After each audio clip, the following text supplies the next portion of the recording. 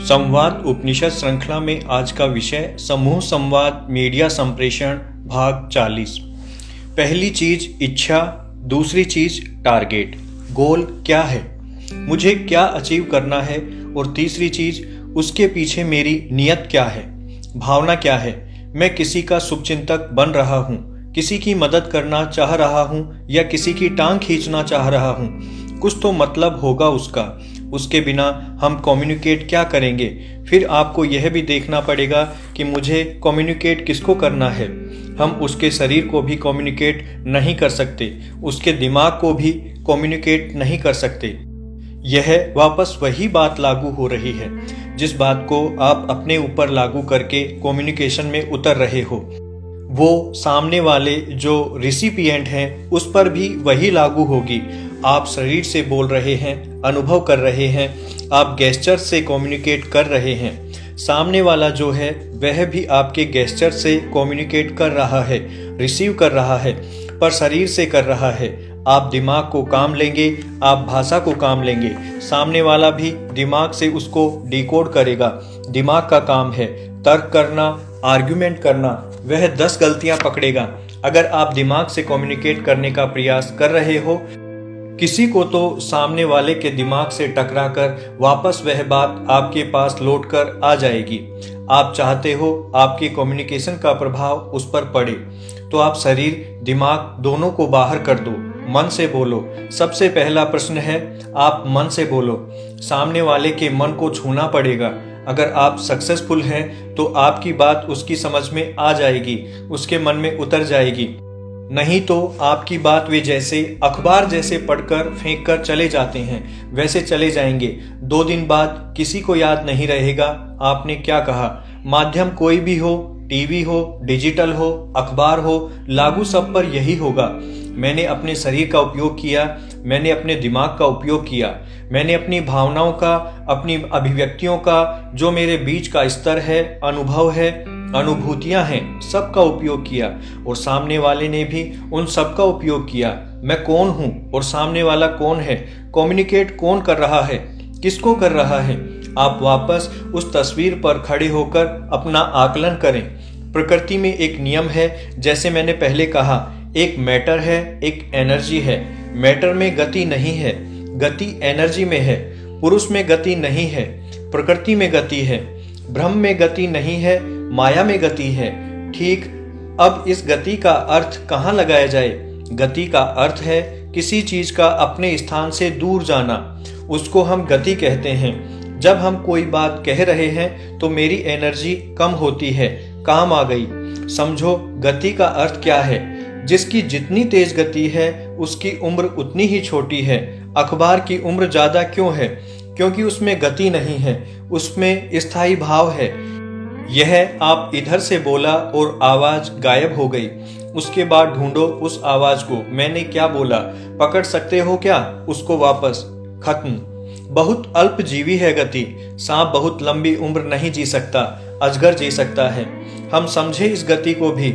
यह सब प्रकृति के नियम है जो हमारे ऊपर लागू हो रहे हैं और हमें इनको समझकर काम में लेना चाहिए। आगति और गति, यह जो हम अखबार और टीवी की बात कर रहे हैं, अब आप इससे आगति और गति से मिलाकर के देखें, आपको एकदम से दूसरी चीज समझ में आएगी। क्यों टीवी की खबरें इतनी तेजी से आपके हाथों से जा रही हैं?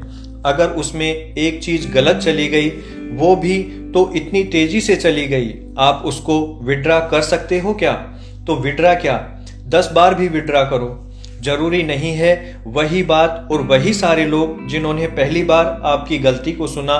इसका मतलब आपके अलर्ट में इसकी जरूरत का महत्व कितना बड़ा हो गया यहाँ आकर के। तो यह जो चटपटापन है ना, यह आपको जिंदा नहीं रख सकता। जो वेरिफिकेशन का सिस्टम आपका अखबार में रहा है, इसकी वजह से आज उसकी एक पहचान है। वह वेरिफिकेशन वहां भी होना चाहिए, कितनी भी जल्दी हो। ब्रेकिंग न्यूज में हो सकता है हम पीछे रह जाएं 2 मिनट, लेकिन बिना वेरिफिकेशन के नहीं जाना चाहिए। मैं एक ही बात समझाना चाहता हूं कि आपके काम का जो कंज्यूमर है वह आदमी है और उससे प्रेशियस कुदरत का दिया हुआ इस ब्रह्मांड में कोई भी नहीं है। आप उसको हैंडल कर रहे हो और हम सब में भी वही बैठा हुआ है। आप दूसरी साइड से देखोगे कि आदमी क्या है, वो ईश्वर का रूप है, क्योंकि इसके भीतर ईश्वर बैठा हुआ है। आप में, मुझ में, सब में बैठा हुआ है। हम में से कोई छोटा बड़ा नहीं है, कोई कमजोर नहीं है। कमजोर वह है जिसको यह याद नहीं है कि मेरे भीतर वह बैठा हुआ है। यूं समझ लीजिए आप उसको। तो आप जिसको एड्रेस कर रहे हो उसका चेहरा आपको दिखना चाहिए। आपके इस सेंटेंस को पढ़कर उसका चेहरा क्या कहेगा, उसके मन में क्या प्रतिक्रिया होगी, आपको दिखना चाहिए। लिखने से पहले आपकी कॉपी डेस्क पर बाद में जाएगी। यह पढ़कर उसका चेहरा प्रसन्न होगा कि किसी ने मेरी स्थिति का ध्यान रखा लिखते समय, किसी के प्रति मेरे मन में दर्द है, तब यह बात लिखी है। आप अनजान बनकर जल्दी में भागदौड़ में कोई कॉपी लिखकर मत छोड़िए। हर कॉपी में आपको उसकी शक्ल दिखाई दे जाएगी, किसके लिए लिख कर छोड़ा है। पहले हम कहते थे विद्या ददाति विनयम, और आज एक छोटा सा पत्रकार अपने आप को ऐसा 30 मार्का समझता है। सोचकर देखना, क्यों हमारी पत्रकारिता नीचे गिर रही है, उसका सम्मान गिर रहा है। अखबार के पढ़ने वाले इसलिए कम नहीं हो रहे हैं कि इंटरनेट आ गया है या दूसरे मीडिया आ गए हैं, बिल्कुल नहीं है। यह सही तो यह है कि अखबार वालों ने पाठकों का सम्मान करना बंद कर दिया है। जो सबसे बड़ा अंतर डिजिटल और टीवी पर दिखना चाहिए, वह समाज में भी परिवर्तन दिखना चाहिए। परिवर्तन होता हुआ भी दिखना चाहिए, होने के बाद नहीं दिखना चाहिए। जब शुरू होता है परिवर्तन, तब हमें वहां पकड़ना है उसको। मेरा पहला सवाल जागरूकता है। आपको पहले जो एज ए ह्यूमन बीइंग जागरूक होना है। पत्रकार आप बाद में हैं, पहले आप इंसान हैं। इसके ऊपर आपको रोज 10 मिनट का टाइम देना चाहिए। आंख खुली और वापस बंद करो आंख को और प्रश्न करो, क्या मैं इंसान हूं? क्या मैं अच्छा इंसान हूं? इसके ऊपर खुद से सवाल करो, मेरी कमियां क्या हैं, कमजोरियां क्या हैं? मेरे प्रोफेशन में आगे बढ़ने के लिए मुझे और क्या देखना है? मैं देख पा रहा हूं या नहीं देख पा रहा हूं? इस प्रकार रोज अपना असेसमेंट करो खुद का, अपने बारे में। तो पहली चीज है, अपने आप को पहले अच्छा इंसान बनाओ। फिर एक संकल्प करो, एक पत्रकार क्यों बनना है मुझे? उसका लक्ष्य मेरा होना चाहिए। यह मेरा सपना है पत्रकार बनने के पीछे।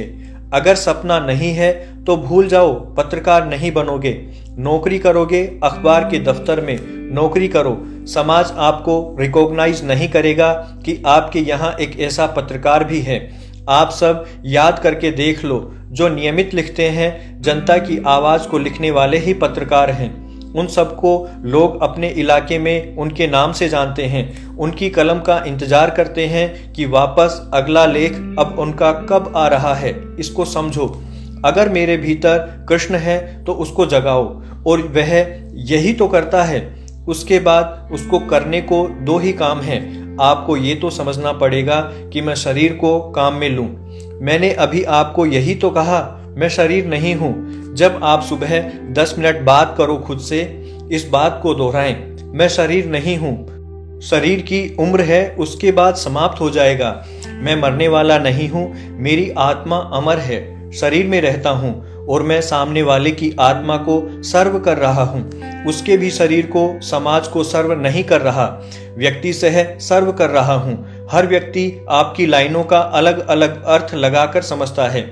आप यह मत मान लेना कि आपने जो लिखा उसको सब लोग एक ही अर्थ में पढ़ते होंगे, नहीं पढ़ते होंगे।